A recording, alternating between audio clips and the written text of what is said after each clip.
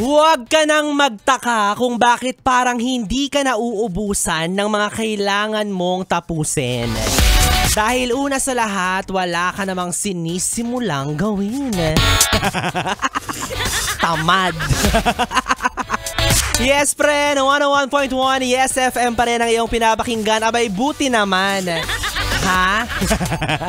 Yes, friend, isang maligayang araw ng Martes sa pagmumukha mo. Kapiling mo na ako, DJ B-Boy Bibo, na nagsasabing pag may tiyaga, may... Anong tugon? Mali. Hindi nilaga. Pag may tiyaga, may panggala. Yon. Ang yayabang na mga nasa outing pa rin hanggang sa mga oras at araw na ito, ha? Grabe na yung pagsisimulaling niya sa kumpanya ninyo. Oo, sabi niyo sick leave lang pero parang atleta ka lumangoy, be.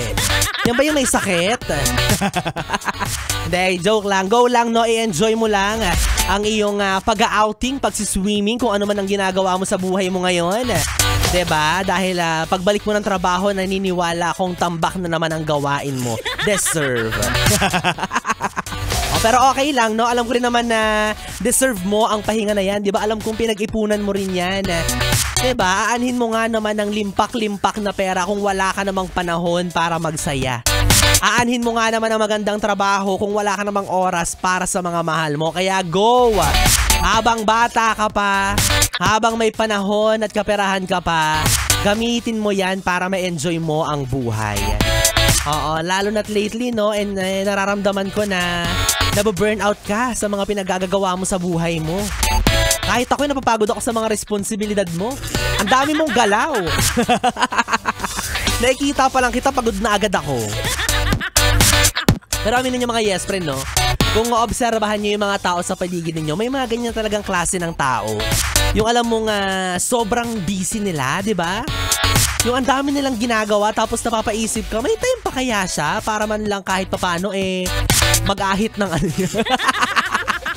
Mag-ahit ng balbas, ikaw naman. O kasi diba, pag wala kang time sa sarili mo, nahahalata daw yan ng ibang tao. Napapansin nilang parang lagi kang pagod. Parang laging hindi ka na masaya. Diba? Kung para saan pa ba yung ginagawa mo, napapaisip ka, ano ba itong ginagawa ko? Ba't nandito ba ako? Yung mga ganyang realizations in life, diba? Kaya mahalaga mga yes friend na alagaan natin yung sarili natin sa kabila ng mga pinagdadaanan mo bilang tao. Siyempre, wag mo rin kalimutan na gawin yung mga bagay na magpapasaya sa'yo. Yon. Oo, dapat may time ka pa rin huminga.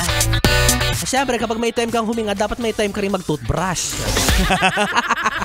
Para kapag huminga ka, hindi naman makaperwisyo ng iba yung hininga mo, di ba?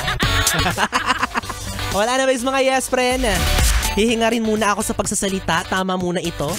Ititikom ko muna ang mouth.